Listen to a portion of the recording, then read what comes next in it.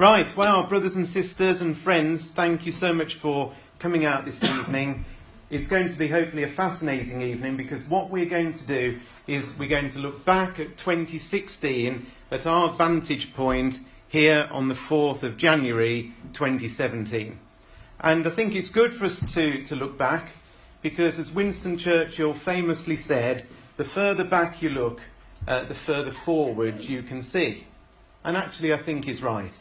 And you know, the wonderful thing is that when we look back over a span of just a short period of time, like a year, we can definitely see God's hand working in the world and bringing about his plan and purpose as revealed to us in his word of truth, the Bible. And all this is pointing to the fact that the Lord Jesus Christ is imminently going to return from heaven, physically back to this earth, to establish the kingdom of God, that long-awaited kingdom of God. Jesus has waited in amazing patience, hasn't he, himself, for nearly 2,000 years to return. And one day soon, his Father, the Lord God, will turn to him and say, "Son, today I want you to return to the earth and establish my kingdom." And God, in his absolute mercy, has recorded for us in the Bible so many, many events that are to occur just before Jesus is to return. And I was thinking about this the other day. You know, God didn't have to give us any prophecy at all, did he?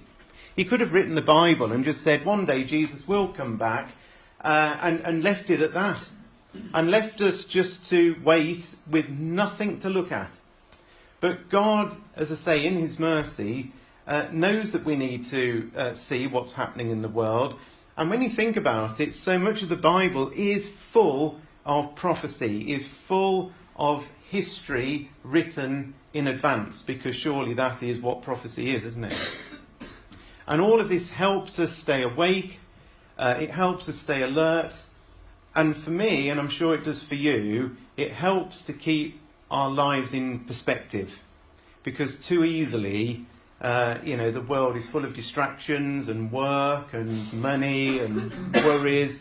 But if we are constantly on our toes, believing that imminently Jesus is coming back, suddenly things that might have seemed a very major issue in our lives pale right down into insignificance, because when Jesus returns, all is going to get sorted out.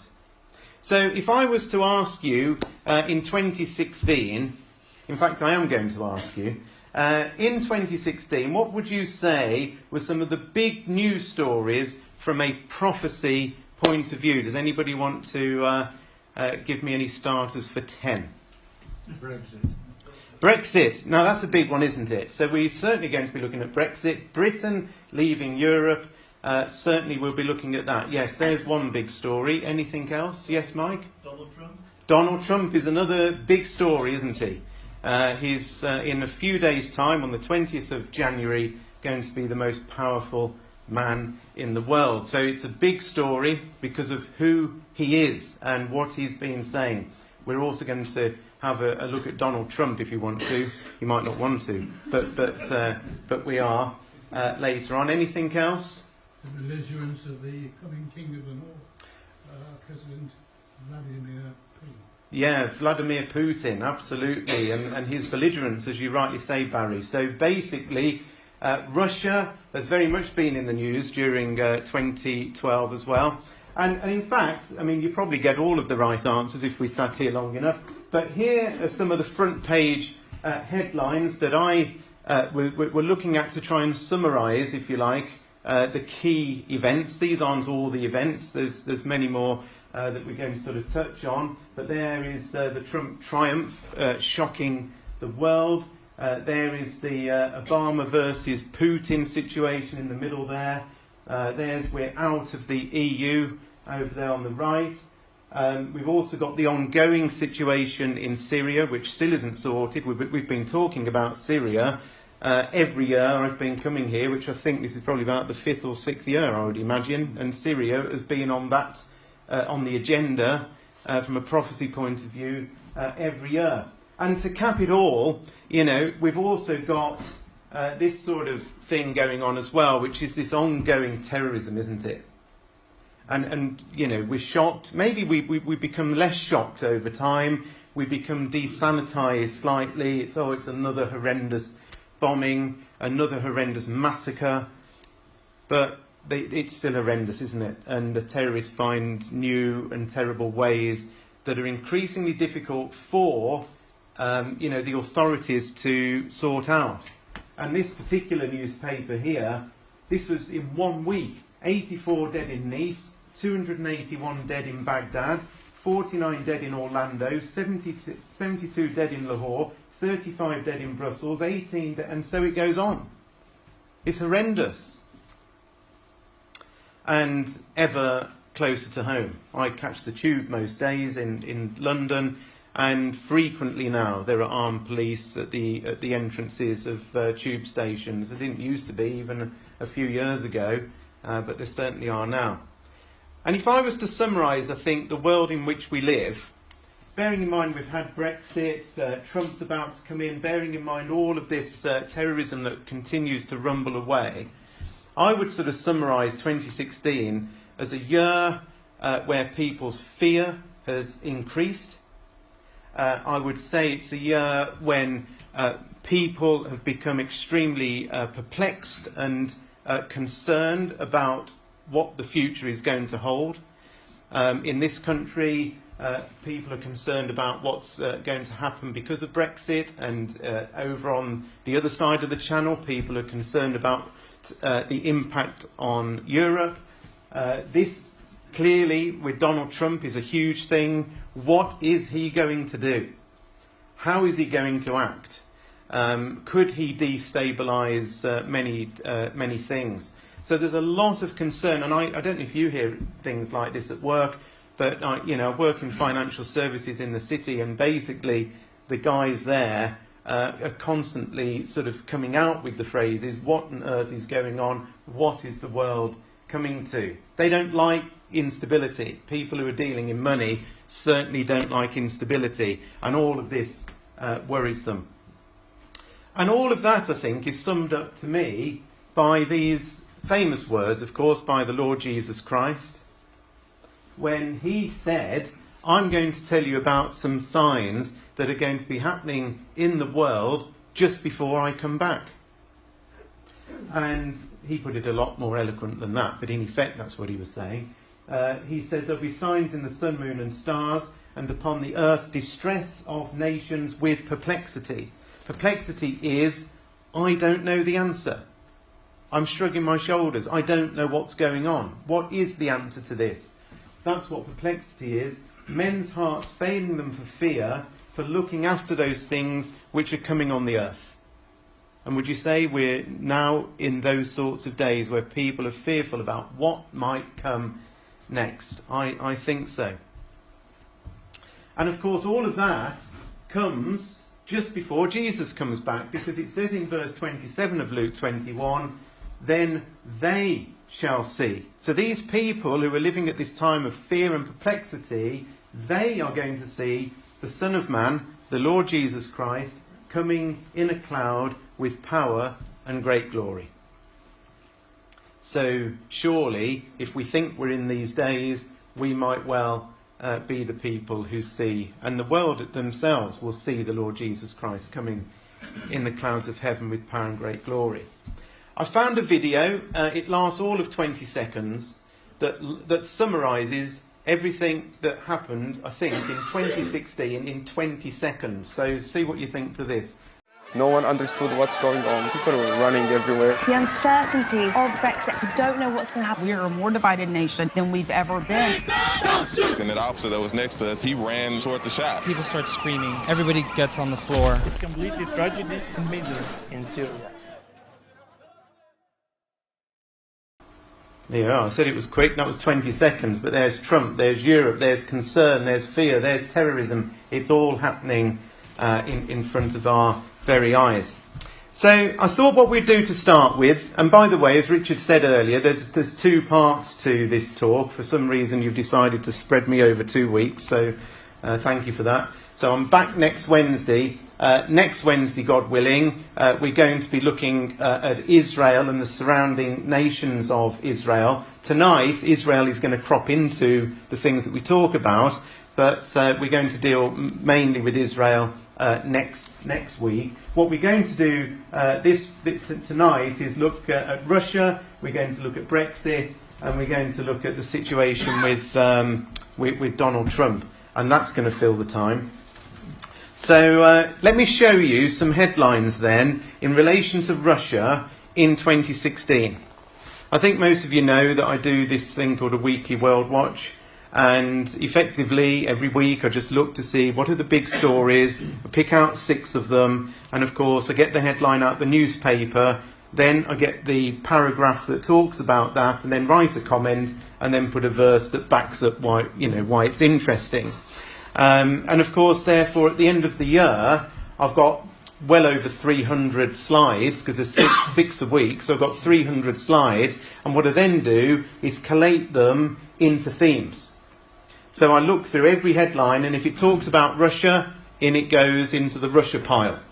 And then I get a pile for, Brexit, or a pile for Europe generally, and so on and so forth, a pile for Syria. And interestingly, this year there were more slides than ever before in relation to Russia, and more alarming than ever before, because what I can do is go back to previous years, because I've been doing it since 2003, so I can go right the way back. And do you know something? Back in 2003, the headlines were pathetic in comparison to the headlines we see now. Here are some of the headlines. So you'll see the headline come up, and the date when it came through. I've got some sort of music playing as I'm going to read out these headlines just to spice it up a bit. And, well, here we go. Here's Russia in 2016. So Russia warns of new world war starting in Syria. That was back in February. Russia doubling nuclear warheads. Let me turn that down again. That was in April. Russian warplanes aggressively pass US missile destroyer. That was on the 11th of April, according to the BBC. The New York Times said Russia calls new US missile defense system a direct threat. That was in May. Russia will act to neutralize US missile shield threat, says Putin. That was in May as well. Russia building new underground nuclear command posts. That was on Fox News in August the 15th. Russia calls up civilian reserve nationwide. That was on August the 30th. How Putin is restoring the fallen Soviet Empire. That was Newsweek towards the end of September. Russia suspends weapons-grade plutonium deal with the US. That was on the 2nd of October. Russia launches massive nuclear war training exercise with 40 million people. That was in The Independent on the 5th of October. Russian television warns of nuclear war amid US tensions. That was October the 14th on ABC News in America. Russia taunts US with biggest military offensive since the Cold War, and the Russian warships escorted through the English Channel. You remember that? That was the middle of October. Russia unveils Satan II missile powerful enough to wipe out UK, France or Texas. That was the end of October. Britain to send hundreds more troops to Russian border as Cold War tension escalates across Europe. That was also the end of October. Putin claims Russia's borders end nowhere at geography event. That was the 24th of November.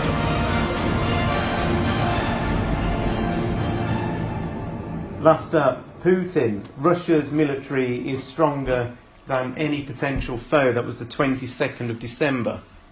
Now, they're pretty amazing headlines, aren't they, when you put them all together? As I was going through them, I remember them putting them in, months ago, but when you put them all together, that's quite a powerful message, isn't it? That things are seriously wrong in the world between Russia and the West, especially with America. I'm just going to show you a news clip here from America in relation to these events, because they were discussing them on a particular TV news program. And that's right. Russia is suspect number one behind the hacks of the DNC, the email account of Hillary Clinton's campaign chairman, and now a contractor in Florida that handles voter data. President Putin was asked about this yesterday. What he said is that the hacking isn't in Russia's interest, and calling it hysteria. Russia's foreign minister then went a step further, essentially saying, we don't deny it, but you haven't proven it. Well, you know, Alex, a lot of experts are saying we haven't seen tension like this with Russia since the Cold War. So how strained is our relationship with Russia right now? Well, Michael, in a word, they're abysmal. Without a doubt, the lowest point in relations since the Cold War, and there's now talk of a new one. Russia and the U.S. are on opposite sides of the war in Syria, where Russia is threatening to shoot down U.S. aircraft. Russia just scrapped a nuclear deal with the U.S., and then there's that meddling in the American elections. What's scary is that in Russia, we're seeing the TV networks stirring up fears of a possible nuclear war. They've just carried out a huge drill and moved missiles that can carry nuclear warheads. A very worrying situation. Absolutely. You got that right, Alex. Yeah, they got that right. They've got that right. So the question is, does the Bible talk about Russia being a foe, being an enemy, coming down and invading? Well, of course it does. Predominantly, we figure this out from Ezekiel chapter 38, where we read about Gog of the land of Magog, chief prince of Meshech and Tubal, and all of those places are identifiable in modern-day Russia. But there's other passages as well that talk about a northern army coming down into Israel, ultimately, because that is the destination of Russia. Whatever's going on on its border with Europe, its direction of travel ultimately is going to be south. But I just wanted to show you a couple of verses from Joel chapter 2, because I think these verses are also talking about this great invasion that is going to happen. And what we're seeing happening now with Russia is the build-up to these events. You heard me talk about the headline with them building new nuclear bunkers. 40 million people put through, put through the mill in effect, as if there was going to be a nuclear war. You don't do this type of thing if you're not expecting a huge amount of trouble. In Joel chapter 2, I've just put here verses 1 and 2 and verses 7 and 8. I'm not just plucking things out at random. It's just on the screen trying to get the main points across. This is in a slightly more modern version than the AV, but the sense is absolutely correct. Sound the trumpet in Jerusalem. Raise the alarm on my holy mountain. Let everyone tremble in fear, because the day of the Lord is upon us. Suddenly, like dawn spreading across the mountains, a great and mighty army appears. Nothing like it has been seen before or will ever be seen again. The attackers march like warriors and scale the city walls like soldiers. Straight forward they march, never breaking rank. They never jostle each other. Each moves in exactly the right position. They break through defences without missing a step. This is an army and an invasion, God says, the like of which has never been seen before. And of course we know that Russia has got around about 1 million troops. And they're all just sat there. Unlike America, that's also got 1 million plus troops, but they're spread all over the place. This is an army just sat there ready to roll. And of course, as we've already said, these are the sorts of major headlines in 2016 that we have seen. I've never, ever seen a year where World War III has been mentioned. I've gone back all the way through the slides in previous years. I've not seen World War III mentioned. Now, all of a sudden, I look in normal newspapers, daily newspapers, the Daily Mail or Daily Telegraph, and I see pictures like this, I see headlines like this. World War III fears as US activates defence shield. Are we on the brink of World War III? Furious Putin warns he will neutralise threats posed by America's £550 million missile shield stationed in Europe. Russia threatens to make Romania smoking ruins. So, you know, God says there's going to be this conflict. God says that they are going to come down in a great organised fashion. And what I believe we're seeing is Putin personally getting ready for these things. How do we know the army in Joel 2 is anything to do with this great northern confederacy that comes down, headed up by Russia? Well, again in Joel 2, later on in that chapter, it talks about the demise of this great army, because God says that I will drive away these armies from the north. So we're clearly told in Joel 2 that the armies that are coming down from the north, I will send them into parched wastelands. Those in the front will be driven into the Dead Sea. Those at the rear into the Mediterranean. The stench of their rotting bodies will rise over the land. It's a very unpleasant, situation. But again, it lines up exactly with Ezekiel 38 that says that they're going to spend how many months burying the dead? 7 months burying the dead. That's how many people are going to come down and ultimately end up being destroyed. This isn't just a few thousand Russian troops going into Syria. This is whole-scale emptying of the land of people to invade at some point. And we can see these things building up now. Again, in Joel chapter 2, there's a very interesting particular verse here, because we read that God will cause wonders in the heavens, and on the earth blood and fire and columns of smoke. The sun will become dark and the moon will turn blood red before that great and terrible day of the Lord arrives. Quite similar words, aren't they, from Luke 21 that Jesus said? That the sun would go dark and so on. There'd be signs in the sun, moon and stars. The interesting thing here, I'm sure some of you know this, that this word columns, in the authorised version it says pillars, but in the Hebrew, it's actually the Hebrew word for palm tree. These are palm trees of smoke. But of course, when they translated the Bible, it just seemed too strange to translate it as palm tree of smoke. Why would you have a palm tree of smoke? So they translated it as pillars of smoke, or in this version as columns of smoke. But in recent times, we know now why they're called pillars or palm trees of smoke, because these huge explosions that man is now able to create something that is the identical shape of a palm tree. And nuclear weapons, the most devastating of them all. And Putin, I've lost count over the last 2 years of him talking about using nuclear weapons.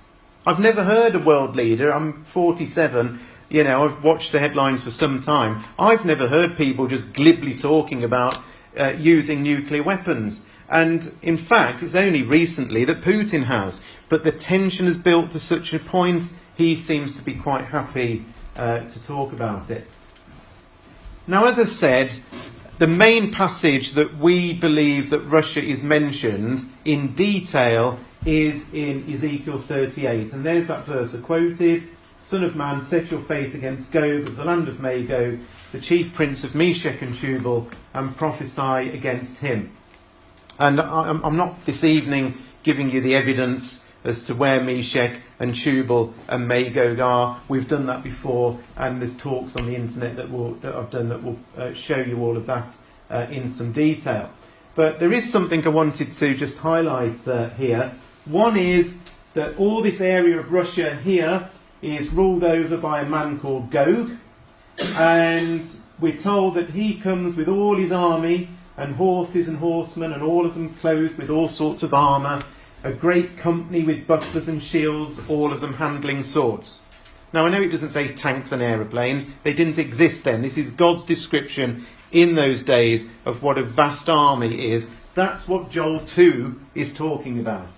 There are other countries also with Russia. There's Ethiopia, Persia, Iran, Libya. They come from the north. When do they come? In the latter years. Where do they come against? The mountains of Israel. Okay? And by the way, in the latter years literally means in the last days. Now, there's a parallel passage to this. Anybody tell me, where is the parallel passage to Ezekiel 38? Anybody know? Zechariah 14. Zechariah 14 has got similar themes. Where would I see all of this this detail mentioned like that? Daniel. Daniel. Good answer, Phil. And the answer is Daniel chapter 11, because look here, right? This is exactly the same event, because look how everything lines up together. We've got at the time of the end, we've got in the latter years. We've got the king of the north, we've got coming from the north. We've got chariots and horsemen and ships, we've got this great army. We've got, he's going to enter into the glorious land. We've got, he's coming against the mountains of Israel. We've got the Libyans and Ethiopians. We've got the Ethiopians and the Libyans. Now, of course, there's bits of detail here that is missing from here. God often does this, doesn't he? Look at the Gospels, for instance. There'll be the same parable here and the same parable here, but sometimes slightly different information. When you slot it together, you get the complete picture. You happy with that? But here's the thing. Here's why I'm showing you this. And I only really understood this recently, and why I hadn't seen it, I do not know. But of course, over here, what we've got is the description of Russia. We've got Magog, Meshech, Tubal, and we've got this chap called Gog who is running it. Gog is the leader. He is the Russian ruler. But we're not actually told anything more about him. It just says Gog, but what we are told is where he lives. We're given a lot of information about where he comes from. In this passage over here in Daniel 11, we're not really told where he comes from, apart from it says he's from the north. But we are told a huge amount about him as an individual. Verse 36 to verse 39 of Daniel chapter 11 is talking about this fella here, Gog, who is the Russian ruler. That, in my view, is now a demonstrable fact, and I want to cover that fact with you right now, because in 2016, many things that were hidden were made clear. Watch this. Here is Daniel chapter 11, verse 36 to 39.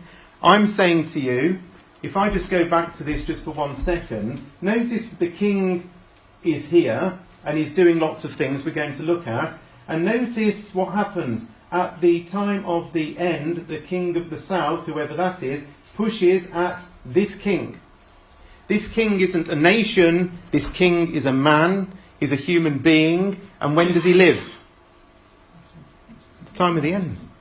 Not 200 years ago. 200 years ago wasn't the time of the end. Not 100 years ago. 100 years ago was not the time of the end. This is at the time of the end. Therefore, a human being who is the ruler of Russia must exist at the time of the end, and somebody pushes, provokes, goads him. So let's go back to here. Here's Daniel 11, verses 36 to 39. I'm going to read this out, and then I'll show you how it fits. This particular ruler that exists at the time of the end, which I'm saying is Gog, the king will do as he pleases, exalting himself and claiming to be greater than every god, even blaspheming the God of gods. He will succeed, so whatever he does, he's going to be successful, but only until the time of wrath is completed. For what has been determined will surely take place. He will have no respect for the God of his ancestors, or for the God loved by women, or for any other god, for he will boast that he is greater than them all. Instead of these, he will worship the God of armed forces, and the God his ancestors never knew, he will worship with gold, silver, precious stones, and expensive gifts. He will work in the strongest fortress. He will honour those who submit to him, appointing them to positions of authority and dividing the land among them as their reward. Then at the time of the end, the king of the south will provoke him, the AV says push him. Then the king of the north will storm out with chariots and a vast navy. This is Gog, this is the Russian ruler, and the man who fits this word for word right the way through is Vladimir Putin. So here's all the key phrases, one after the other, and lined up against this man. We're told that he will magnify himself and exalt himself. It's very similar language, actually, to Daniel chapter 8, talking about the latter-day Antiochus Epiphanes.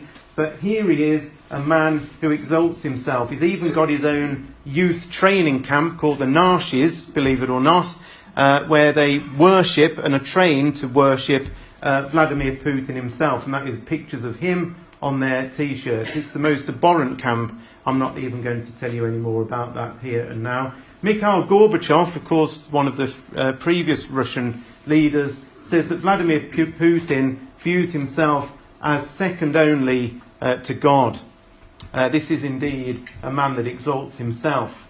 He worships the God of armed forces. We're told Putin, you don't need me to tell you that Putin worships the armed forces. He's always involved with those armed forces and has done more than any other Russian ruler ever in terms of bolstering up those forces and developing Satan II missiles powerful enough to wipe out the entire United Kingdom with one bomb. That's the sort of chap that is ruling Russia at the moment. Now, this is a 2016 announcement. So we were told there that this man worships gold, silver, and it actually said expensive gifts in the version that I was looking at. And on the 25th of January 2016, Panorama, well-respected British investigative documentary programme, comes out with this. Did you all watch this? It was definitely worth seeing. It was called Putin's Secret Riches. Vladimir Putin has been accused of corruption on a breathtaking scale. His critics say he has used his power to amass a secret fortune. So is the Russian president really one of the richest people in the world? And the Panorama programme on the BBC, a 45-minute programme, went through all the evidence that they collated to say that this man has taken over so many businesses and companies and pocketed the cash himself. He could even be richer than Bill Gates. He could possibly be the richest man on the planet. Certainly, he is worshipping gold, silver, and expensive gifts. Do you remember it said that he worked in a fortress? That's what it said in verse 39. This man works in a fortress. It just so happens that the word Kremlin means fortress. God is telling us, I'll even tell you where he works, if you like. And is there any other person that works in something called a fortress? Answer, no. The last bit of the passage says that he rewards those who follow him. And in 2016, this was finally revealed on another BBC Panorama programme that explained what Putin has done with his vast wealth that he has created. Look at what it said in Daniel 11, verse 39. He will honour those who submit to him, appointing them to positions of authority and dividing the land among them as a reward. Now watch 2 or 3 minutes of Panorama. He's the world leader accused of personally approving murder on the streets of London. The conclusion that the Russian state was probably involved in the murder of Mr. Litvinenko is deeply disturbing. But is the president implicated in an assassination also responsible for theft on an extraordinary scale? He has fleets of things that almost no billionaire in the West would have. Vladimir Putin has been accused of looting his own country. Today, Putin behaves like a czar. Tonight, we investigate the truth about President Putin's riches. Why would it be kept secret? Because it belongs personally to Putin, not to the state. And for the first time, the Americans say what they really think about the Russian president. Is Vladimir Putin corrupt? In our view, yes. The men closest to Putin have been with him for years. They were with him here in St. Petersburg, and they've stayed with him ever since. And this is the group that he trusts and that he rewards. And this is the group that runs Russia. Putin's lawyer at the town hall became president and then prime minister of Russia. His former deputy also served as Prime Minister. The Chief of Staff at the town hall now runs Russia's anti-drugs agency. His former assistant now runs the biggest oil company in the world. And his former economist now runs the biggest gas company in the world. For those who've been in Putin's circle, the benefits have been immense.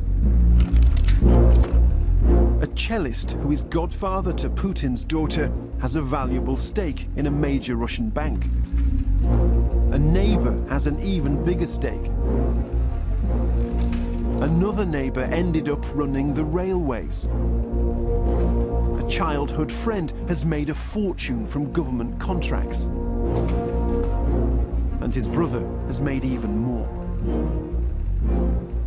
The Americans say this is how Putin's Russia works.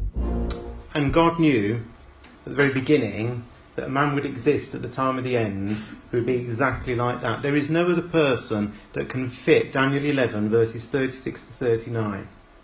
And that is him. And in 2016, how amazing that the BBC has put documentary programmes on with exactly the same language of those verses, that he has rewarded those people who have followed him and divided the land among them, which is exactly what he has done.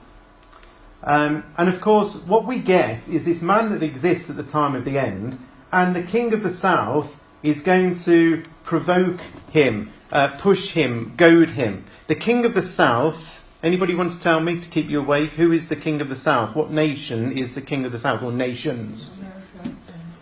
America, Britain, the young lions, they're the ones. And so there's a when it talks about the king of the south provoking an individual person, this is a group of nations or nation that is pushing and provoking at this individual person.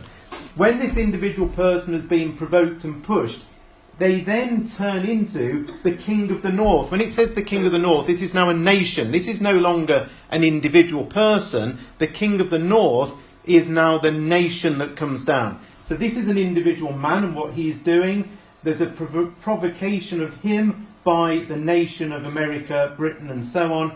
And then this transforms into the army of a nation of the king of the north. And the king of the north nation is Russia, that comes out with this vast navy. Now here is another amazing thing. Because remember I showed you all these headlines, front page newspapers. Did you notice this? To Russia with shove. Now why are they saying that? Why are they saying that America is shoving? They're pushing him. They're pushing him. You see, in the dying days of Vladimir Putin, in the dying days of Obama's office, he is doing everything he can, and we'll cover this more next week with Israel, to scupper Trump's overtures, because Trump is saying, I really like this guy, I'm best friends with him, we're on TV together once, we're all good pals. And so what Obama is doing on the back of the US elections is causing as much trouble as he possibly can. And of course, only a few days ago, 36 diplomats were expelled, weren't they, from America. And I'm absolutely convinced between now and the date that Obama leaves office, he will do something more to Putin personally. I actually think he will. In fact, Obama has said so. Obama has said that I'm going to take more action against this man here because he sees him as the problem as to why Trump is getting in the first place. Because of the hacking, and the hacking of and all the rest of it, he believes goes straight back to Vladimir Putin. But whether this is the push or not, I know, because God has said, that there will be a goading and a provocation from the king of the south to that man, that king. And then, of course, it says that the king of the north comes down, the Russian army comes down with many ships. And in fact, we've just seen some of the ships come down, haven't we? Right past our coast. Right past Dover. His aircraft carrier and other ships. He's got many, many more ships, by the way. He only sent 10. There's already 10 in the Middle East. He's got about another 60 that he could send down. They will one day come down. On top of all of that, if that wasn't enough, the whole situation with Europe against Russia is on the brink of conflict as well. Here's a few other headlines in relation to that. So this is from May. Putin says Romania and Poland may now be in Russia's crosshairs. That was on May the 27th. Poland to recruit 35,000 strong paramilitary force to combat the threat from Russia. That was in June. Ukraine puts troops on combat alert as tensions with Russia spiral. That was in August. Lithuania very afraid of Russian Baltic threat during Washington power vacuum. That was in November. Russia deploys new missiles to the Baltic Sea region. That was also in November, on November the 21st. Russians are coming. This is the Sun, so you normally take this with a pinch of salt, but there we are. Russians are coming. Invasion fears as land-grabbing Putin masses 55,000 troops on the border with Ukraine. That was the end of November. Swedish towns told to make preparations regarding the threat of war and conflict with Russia. That was in December, just a few days ago, in the Daily Telegraph. And so, if you put all of those nations that I've just mentioned on a map, this is what it looks like. So here's Europe, there's the big beast of Russia. Sweden was mentioned, Lithuania was mentioned, Poland was mentioned, Ukraine was mentioned, and Romania was mentioned, all gearing up for conflict. Now, here's how I see it. This here is a fault line, and it is a fault line that Daniel chapter 2 tells us all about. Because the fault line, do you remember Nebuchadnezzar? Nebuchadnezzar had a vision about a great image. And this image was, we've got Babylon here, they're all symbolic of the empires. This is a timeline. The timeline comes all the way down. It starts off with Babylon, then there was the Medes and the Persians, then there was the Greek Empire. And these legs were the Roman Empire, the iron legs of Rome. And finally, there's the feet of iron and clay. And Christadelphians for many, many years have said that the two legs are symbolic of how Rome, the Empire of Rome, actually divided into two. And you know something? It did divide into two. It divided into a Western Roman Empire, which became what we now know as modern-day Europe, and it divided into Eastern Roman Empire that was once based in Turkey, in Constantinople, but eventually moved from there into Russia and the Moscow area. So these two areas are what we still call East versus West. So when we say, you know, the West is against Russia, or Russia's against the West, this is the West. And Russia is in the East. This fault line, you see all these nations here, this is the fault line between East and West. Now, do you know something? There are some who are expecting the East and the West to somehow all join up together and become a great big enormous confederacy together, and so are slightly bemused that we've got this fractured fault line running along here. But we shouldn't be amazed at that, and I'll tell you why. In Revelation chapter 16 we're told about this division still existing at the time of the end, because the beast is mentioned in Revelation chapter 16, and the beast is none other than God's depiction in graphical form of the Western Roman Empire. And in Daniel chapter 16 it says there's frog-like spirits, and these are wicked teachings. And these wicked teachings come out, it says, from the beast and the dragon and something called the false prophet, which I haven't put on the map here, but that's to do with the Vatican down here. But ultimately what we've got here is a beast, and the dragon that is spoken of in Revelation is to do with this Eastern Roman Empire. So in other words, brethren and sisters and friends, there must still exist at the time of the end two identifiable, you could say three, but certainly two identifiable forces that are still separate. There isn't just one great big beast at the time of the end. There is this beast and there is a dragon. Therefore, we can argue surely that actually there isn't a coming together, that the fault line still exists right the way through. When you look at these, in Daniel chapter 2, it talks about the toes of the feet were part of iron and part of clay, and we know that these 10 toes here refer to the 10 horns that are on this head of this beast here, and are all to do with Europe over here on the western side of things. And we'll look at more of that in just a minute. But that's why I think we've got this division, and I think the division will remain. When Russia comes down into Israel, Europe will not be with Russia. Magog is nothing to do with what we now call Europe, nor is Gomer. They're all areas down here around the area of Turkey and so on. Russia, when it comes down with Iran, is going to come down on its own with Iran and with Northern Africa. Europe is a separate war, and the Europe war, headed up with the Pope, is a war against Christ and the saints when Christ is established. Do you know how I know that? Because it says in Revelation chapter 17 that the beast and the woman that's riding it will make war against Christ and the saints. That isn't who Russia's making a war against. Russia's making a war for spoil out of Israel. It's a totally different war. So, how are we doing? Not very well. Let's speed up. So, here's the next thing. That was all about Russia, but I had to get that off my chest because there's so much going on with that. What about this? We're out of the EU. This is a great big headline, but one that as Christadelphians, as I'll show you in a minute, we've been talking about for a long, long, long time. Here's some of the headlines. George Soros, the billionaire who broke the Bank of England, opts for Gold Haven, saying Brexit would spell the end of the EU.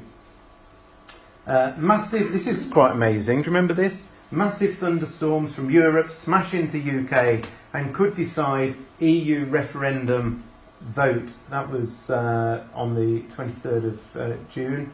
Thunderstorms and flash floods caused chaos across Britain in the final hours of the EU referendum as commuters were left stranded in London. And they do think that these enormous storms that came crashing in from Europe, and these were very unusual storms. You know, most of the storms we get come in off the Atlantic, don't they, coming over from America. Rarely will a storm head the other way over from Europe into Britain. It's extremely unusual, highly rare, especially of this intensity, and lo and behold, it comes at the exact day of the referendum, and many people who would have voted were unable to vote because of those storms. And so the following day, of course, we get vote leave today, but we're out, and so on. These were great big news stories, not just in this country, but around the world. I'll just skip this video because it's basically saying what I've just said. Let's just have a think about this, though. As Christadelphians, for a long time, as I've said, we have believed that Britain would one day exit Europe. John Thomas, who was the founder, if you like, of the Christadelphians back in the mid-1800s, wrote a book called Elpis Israel. That book literally means the hope of Israel. And in that he said Britain cannot be included among them, referring to what we now would call Europe. And he wrote that in 1848. Britain cannot be part of them. In Milestones, in a publication by Brother Pierce in 1981, he wrote, Britain will separate from Europe. In a book called The Guardians of Israel and Arabia, it said Britain's eventual exit from Europe is a certainty. That was written in 1990. So we've been saying for a long time that Britain will not be part of Europe. And the reason we've said that is because the king of the south power in Ezekiel 38 is mentioned as Tarshish and the young lions. And Tarshish is Britain, and therefore Tarshish would not be part of this great invasion that is coming down. What I wanted to just focus on very quickly is what could be the impact of Brexit down the line. And here's what I think might happen, and I'm just picking the headlines here, that sort of say what I think is going to happen next. German Chancellor, looking a little bit fed up there, is basically saying the end of the EU fears in Germany that Brexit could lead to the breakup of the European Union. Now, I'll show you why I think that is interesting in a minute, but there's been many headlines that say Britain's exit of Europe could, like a domino effect, knock many other countries over. And the end of the EU, Brussels fears devastating domino effect of Brexit, the collapse of EU, and its impact on America. So why do we think, or why do I think, that potentially Brexit could cause Europe to fragment and break up? And what about the great beast of Revelation 17? How does all this come together? Let me just show you quickly here. We're back here to these 10 toes of Daniel's image in Nebuchadnezzar's image in Daniel chapter 2. And you know these words really well, but just have a listen to them again. The feet and toes you saw were a combination of iron and baked clay, showing that this final kingdom, because that's what we're talking about here, this kingdom will be divided. Like iron mixed with clay, it will have some of the strength of iron, but while some parts of it will be as strong as iron, other parts will be as weak as clay. This mixture of iron and clay also shows that these kingdoms will try to strengthen themselves by forming alliances with each other through intermarriage, but they will not hold together, just as iron and clay do not mix. So there's this kingdom at the end. It's sort of a real shaky sort of thing that's made of iron and clay. They're trying to form alliances through intermarriage, this version says, but they're not holding together. The whole thing, like iron and clay, aren't mixing.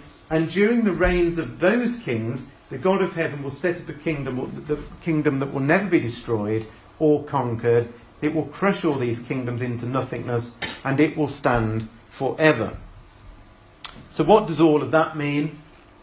Well, here's what I think.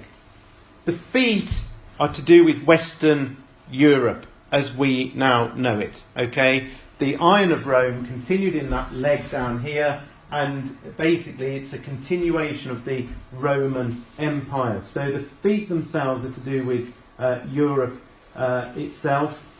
Iron is symbolised in Revelation as the strength of rulership. So iron is always to do with, when you look at it throughout the scriptures, iron is to do with the strength of rulership. We want to rule the people. We want to control the people. That's what Europe is trying to do.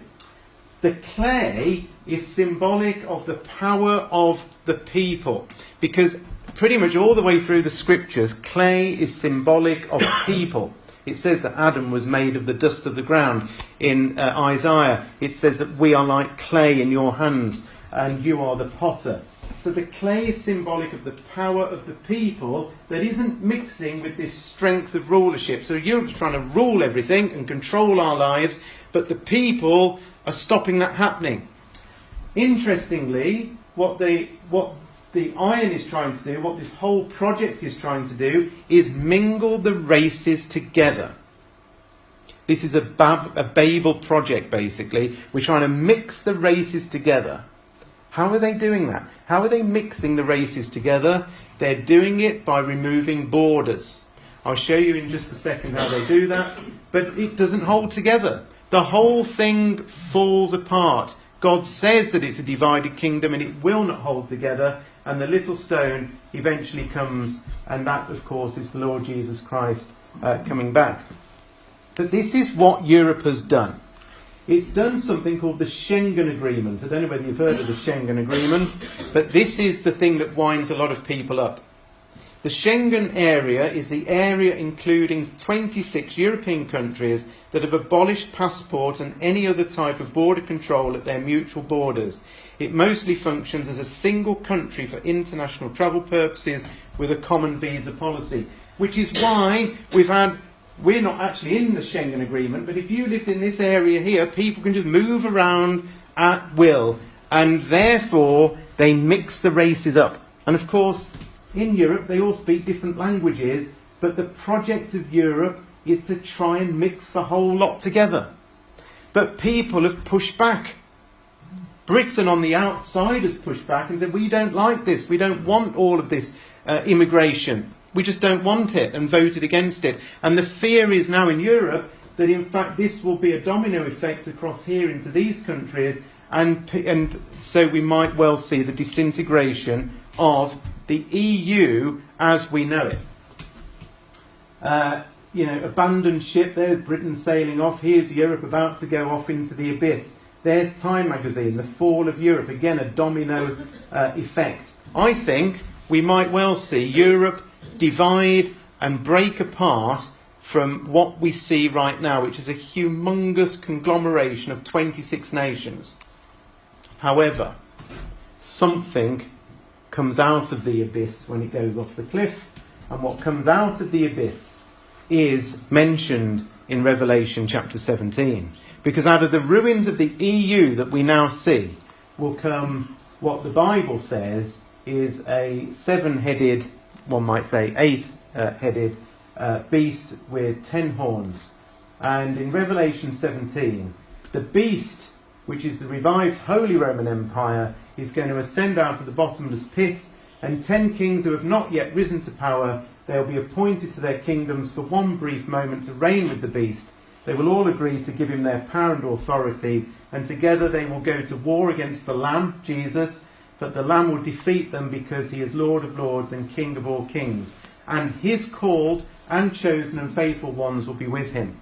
And so, what comes out of the ashes of the EU when it shakes apart because of Brexit will rise out the Holy Roman Empire beast system of 10 nations. And you know something? When you look at the ancient Holy Roman Empire, it covers exactly 10 modern-day EU nations. So instead of it being 26, I think there'll be a 10 nations, 10 kings that will say, actually, let's do this thing properly. We're going to be one united, conglomerate of nations, more so than ever we were. We can't be 26 anymore. We're falling apart at the seams. We're going to come out of this bottomless pit and create a brand new country, a brand new empire, probably ruled over by Germany there, and that's still to come.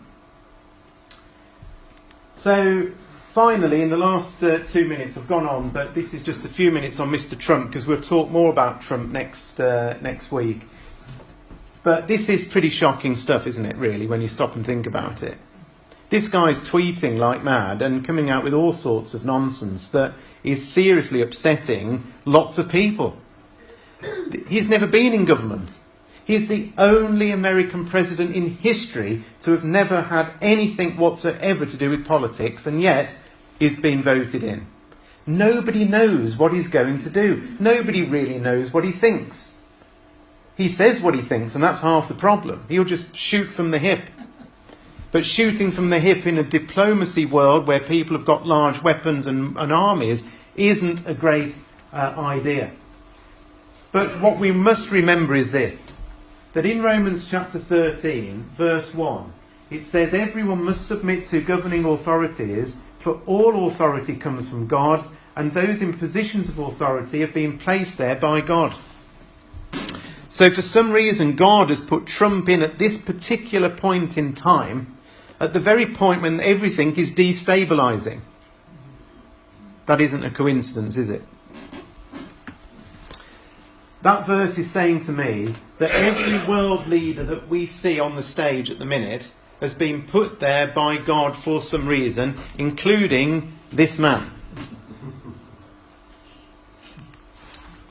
The press have just not known what to... they look at this. What have they done? God save America.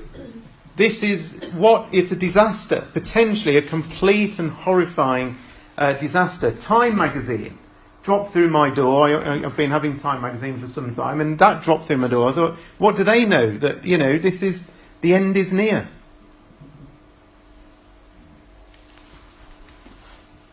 I'll skip this little video. He's saying the same sorts of things. Here's some of the things that he said. Iran nuclear deal could collapse under Trump.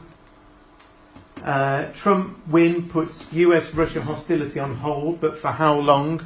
These two, Putin versus Trump, they're both mavericks. They're both big egos. They've both got nuclear armies. they're both, effectively could end up, even though they're saying they're best friends, could easily end up on the wrong side of each other. And to be fair, we know they will, because God says that they will. Russia unconvinced Donald Trump is convenient US president for Moscow. That was in Newsweek back in November. So straight away they're saying we're not entirely certain ourselves. We didn't like Hillary Clinton, but we're not entirely certain about this fella either. Donald Trump, US must greatly expand nuclear capabilities. This was on December the 22nd or 21st.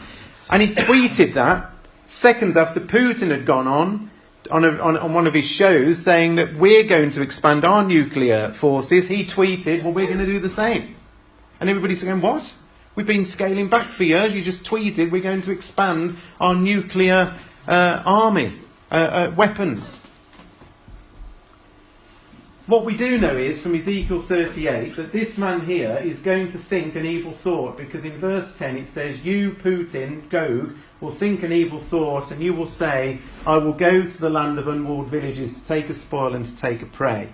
That thought might already have gone through this man's head, but if it hasn't, it's going to happen. But on the other side of it, in Ezekiel 38, as we've mentioned, there is an opposing force, which is Sheba, Dedan, couldn't fit that in, Tarshish, and the young lions. And this is talking about America and Britain. Britain is the old lion, America and Australia and so on are these young lions here.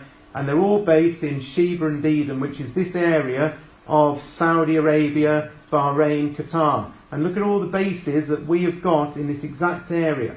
So we know that the king of the south power is down here in Saudi Arabia, and Russia is going to come down from the north.